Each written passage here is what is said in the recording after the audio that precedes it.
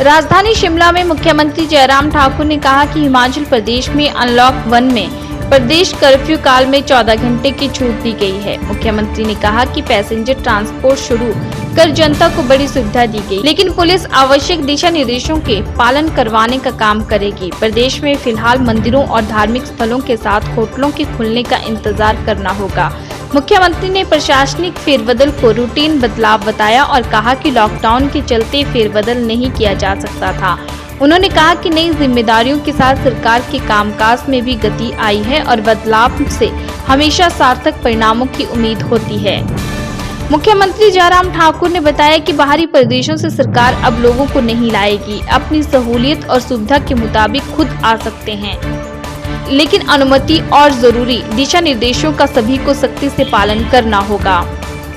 हिमाचल प्रदेश में भाजपा अध्यक्ष की ताजपोशी के सवाल को सीएम ने टाल दिया। कोरोना के चलते हिमाचल प्रदेश की आर्थिक गतिविधियों को हुए नुकसान की भरपाई के लिए कैबिनेट सब कमेटी की सिफारिशों पर सरकार विचार कर हर क्षेत्र के विकास के लिए सरकार नीति तैयार करेगी। उसमें हमने डिटेल आपको कल दे दी है वैसे तो, लेकिन काफ़ी रिलैक्सेशन, एक तो कर्फ्यू आज में जो है वो रिलैक्सेशन हमने बढ़ाई है, दूसरे पब्लिक ट्रांसपोर्ट हिमाचल प्रदेश में हमने शुरू की है और फुल इसके साथ किए कि भी ताकि सोशल डिस्टेंसिंग मेंटेन करने में कठिनाई ना हो। ऑक्यूपेंसी हमने 60% उसमें रखी है और उसके साथ साथ में इंटर डिस्ट्रिक्ट जो पास की व्यवस्था पहले रहती थी उस व्यवस्था को भी हमने समाप्त कर दिया है। अब सभी लोग जो है प्रदेश के अंदर कहीं भी जा सकते हैं। टूरिज्म के होटल और टूरिज्म के साथ प्राइवेट होटल्स अभी तक हमने हिमाचल प्रदेश में टूरिस्ट के लिए नहीं खोले हैं, लेकिन जो हिमाचल का आदमी है, हिमाचल का रहने वाला चंबा से शिमला आ रहा है, होटल में उसको रुकना है तो उसको रुकने की उसमें इजाज़त उसमें होगी।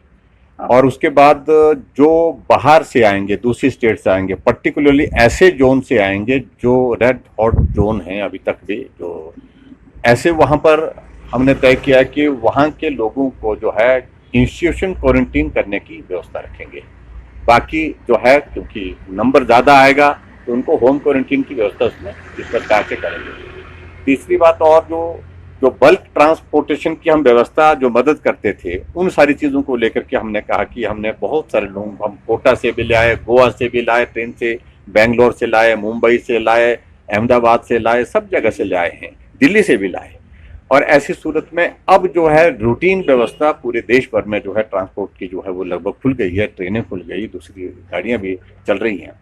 ऐसे में अलग से व्यवस्था अब हम नहीं करेंगे, जिनको आना है वो अपनी व्यवस्था के अनुसार आए और व्यवस्था के अनुसार आने के बाद जो है हिमाचल प्रदेश के बॉर्डर के बाद उनको स्टेट में एंटर होने के बाद जो है हिमाचल के इसमें जो है पास की जो व्यवस्था है उस व्यवस्था के अनुरूप चलना पड़ेगा।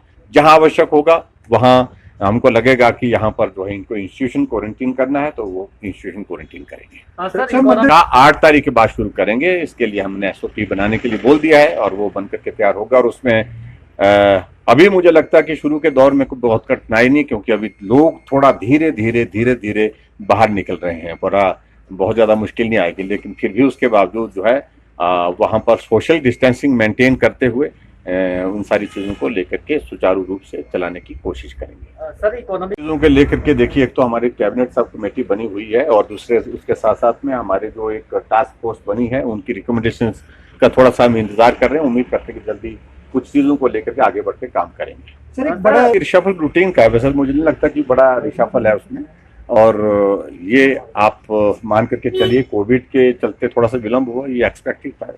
आफ्टर बजट सेशन जनरली कुछ एक डिपार्टमेंट की चेंजेस होती हैं, कुछ एक अधिकारियों की रिटायरमेंट्स हुई हैं, कुछ एक अधिकारी की जो है वो जो है कुछ उनके डिपार्टमेंट में कुछ चेंजेस होनी थी, वो हुई है। जी,